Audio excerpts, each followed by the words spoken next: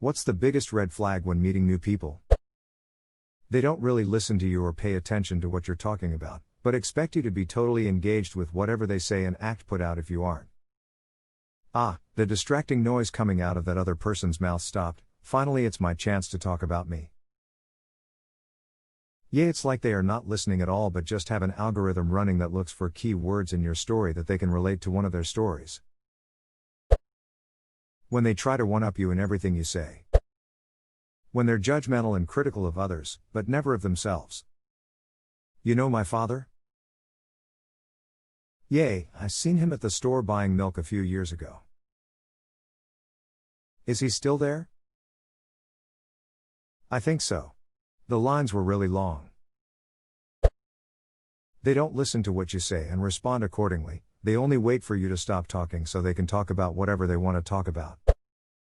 When they start talking about the tons of money I'm going to be making with their new business venture in selling knives door to door.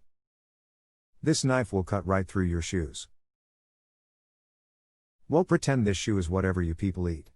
Maybe it is a shoe. Hi, my name is, and I'm an asshole. Literally how the shop manager introduced himself to everyone. Like it's an excuse. I've seen a lot of answers along the lines of when they say negative things about others, which I agree with BTW, but for me a huge red flag is when someone can't let someone else receive praise or be the center of attention.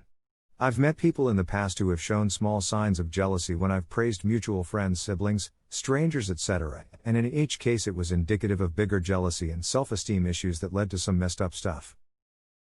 The absolute worst is people trying to one-up another person's suffering. It's one thing to listen and say I have a similar experience, this is what it is so I can relate to what you're going through, but it's entirely another when it's you've sprained your ankle. I broke mine in 3 places and was on crutches for months. What you're going through is nowhere near as bad. Never, ever dismiss someone else's pain because you think you've been through worse. I call this the Misery Olympics. I tell people that there's no need to compete in the Misery Olympics and we can all be miserable together, lol. I usually concede. Oh, yeah, that sucks way worse. Congratulations, you win. And exit the conversation, leave, or change the subject completely and abruptly. I admit, it's passive-aggressive as shit, but duck it, if I'm not allowed to finish my story neither are you. I may steal this move. Asking me to PM them my ankle. Massive red flag. Frown. How often do you actually get ankle pictures? Never. I'm going to see my uncle soon. He'll hit you up. Oh yeah, your uncle's ankles are definitely the bee's knees. No, they are ankles. When you barely know them and they act like your best friend, then later ask to borrow money. Yikes. How to tell who is a leecher in minutes.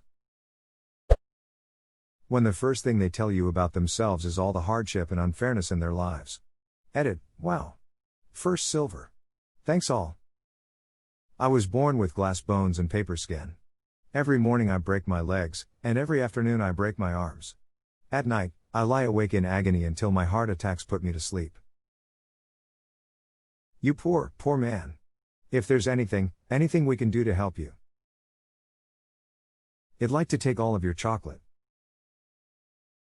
Such nice boys. It does my heart good to unzip's costume con a couple of class of suckaroonies like those two. If they can't take no for an answer. Yeah, I met someone, strictly platonic, recently who immediately got defensive when I said I couldn't take time away from my business at that time to do something social with them. They threatened to show up at my house and asked, what would you do then? There had been a bunch of red flags with this person leading up to this point, but that was where I was like, goodbye, psycho. That's not how any healthy friendship acquaintanceship works. Thank goodness I have enough good people in my life to recognize that. As teenagers I thought this was fun, friends dropping by and kidnapping you, or rescuing. A bunch of good memories started this way, spontaneous adventure. That kind of fun is not compatible with lots of adults though. Friend of mine couldn't understand that my other friend might want some private time with his new girlfriend, and that showing up unannounced might not always be received well. Completely pissed him off, and he never got over it. Reading through these comments made me realize I'm an asshole. Edit, it's like, I've been told I'm an asshole by my very best friends constantly at one point of time, and I just shrugged it off thinking I'm way too charismatic for them to handle. First step in fixing a problem is acknowledging there is one. Being an asshole isn't permanent. Keep up the good work. Edit, thanks for the silver. It's my first medal ever. The second step is not being one of those people who use I'm an asshole like an excuse. Subtle signs that they aren't remotely interested in you, and the only way you two are together is maybe because an obligation favor.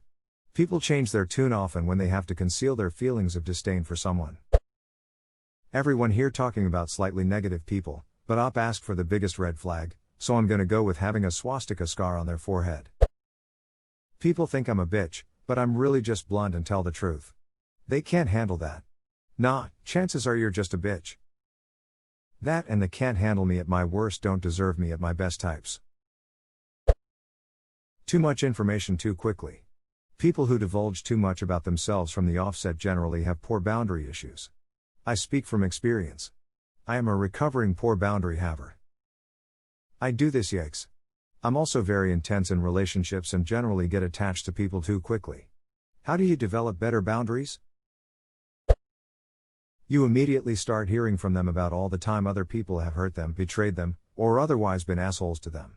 If everyone you encounter is an asshole, chances are, you're the asshole. Belittling they're so in front of people but insisting it's a joke every time. Sadly, in this situation I used to be the belittled so. Sorry, I have no filter. Oh, so you're an asshole? No thanks. Edit, fuck. I gotta stop commenting on AskReddit posts and then forgetting about it. I log back into y'all blowing up my inbox and have a mini heart attack. I've been on a few dates like this unfortunately. It's one thing to be honest and speak your mind of course, but if you lack any sort of tact it comes off as a very crude personality trait.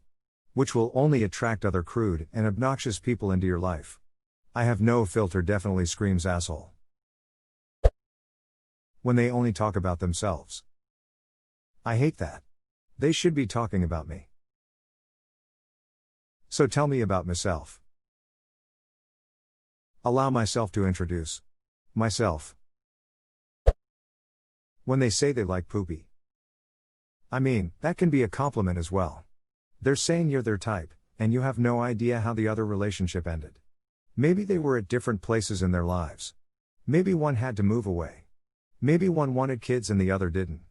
Why everyone presumes all breakups are horrible. Actually, that's a big red flag right there, someone who hates all their exes. Totes. I date people because they're good people. If they're good enough to be my partner, they're good enough to be my friend. Let's be honest. We often see these red flags but deliberately push on to form a relationship. If the relationship goes bust, we critique ourselves for not heeding the warning signs. This is an unjust self-criticism. I know a woman who is dating a guy who dated one of my friends. This guy is, former, likely current drug addict, alcoholic, adulterous, has cheated on every woman he's been with, including this new girl, pathological liar. I mean that in the clinical sense, not hyperbole, narcissist, again, clinical bankrupt, over $100,000, unemployed, or if he is employed is working under the table, has been engaged 3 times, married twice and has financially ruined every woman prior, yet when we tried to warn her, even showed her a paper trail and evidence he's been unfaithful to her, she told us to duck off and stop bad-mouthing a good man. Honestly, we just don't want to see another person hurt. She's now trying to help him get custody of his 4 kids. That chick is going to reap a lifetime of problems and there's nothing anyone can do to change her mind. But you don't know him like I do. He can change. I can change him.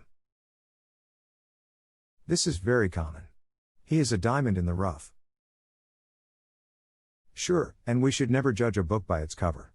But if the first 10 chapters are shit, I'm pretty sure that the rest of the book will be too. It's weird how people just don't get that.